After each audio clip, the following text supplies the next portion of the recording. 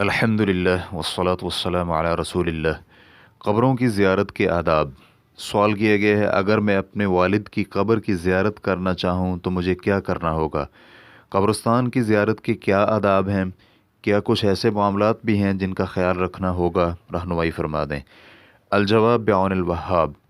इबरत हासिल करने और आखिरत को याद रखने के लिए कब्रों की ज़ियारत करना शरई अमल है, लेकिन शर्त यह है कि कब्रों की ज़ियारत करते वक्त वो ऐसे कलिमात ना कहे जो अल्लाह सुब्हानहू व तआला की नाराज़गी का बायस बने।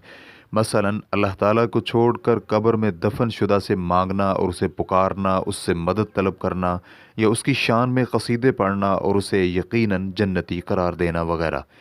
कब्रों की ज़ियारत के दो मकासद हैं।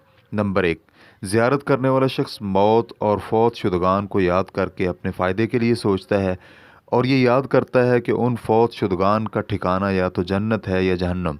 कब्रों की ज़ियारत का पहला और बुनियादी मकसद यही है।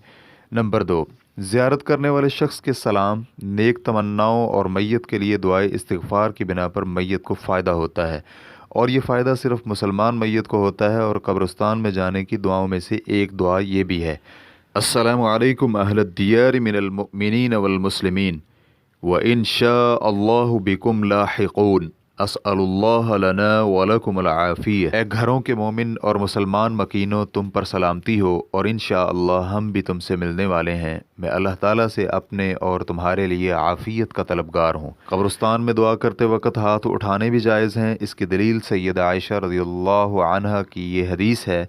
वो बयान करती हैं कि एक रात रसूल अकरम सल्लल्लाहु अलैहि वसल्लम बाहर निकले तो मैंने बरीरा रज़ियल्लाहु अन्हा को उनके पीछे रवाना किया कि देखो रसूलुल्लाह सल्लल्लाहु अलैहि वसल्लम कहाँ तशरीफ़ ले गए हैं। वो कहती हैं, रसूलुल्लाह सल्लल्लाहु अलैहि वसल्लम कब्रिस्तान बकी और गरक़द की जानिब तशरीफ़ ले गए और बकी में खड़े होकर हाथ उठाए और फिर आप वापस हो गए।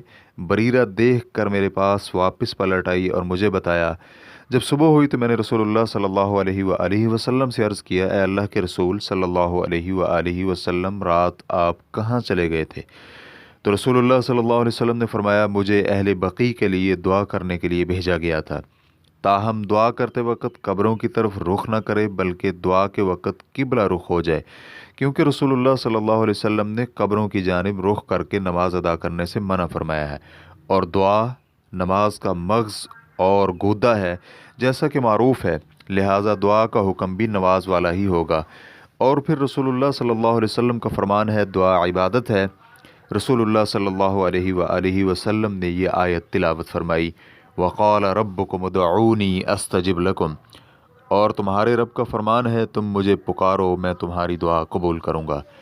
और मुसलमानों की कब्रों के दरमियान जूतों समेत मत चलिए, क्योंकि उक़बा बिन आमिर रज़ियल्लाहु अन्हु बयान करते हैं कि रसूलुल्लाह सल्लल्लाहु अलैहि वसल्लम ने फरमाया, मुझे अंगारे या तलवार पर चलना या अपना जूता अपने पाँव से सी लेना मुसलमान की कब्र पर चलने से ज़्यादा महबूब है। और कब्रों के दरमियान क़ज़ाए हाजत ऐन बाज़ार के दरमियान क़ज़ाए हाजत जैसा अमल है। सुनन इब्न माजा हदीस नंबर 1567। बुलंदो बाला और कुदरत रखने वाले अल्लाह रब्बुल इज़्ज़त से दुआ है कि वो हमारे और मुसलमानों के फ़ौत शुदगान पर रहमतें नाज़िल फ़रमाए। आमीन। वल्लाहु तआला अअलम।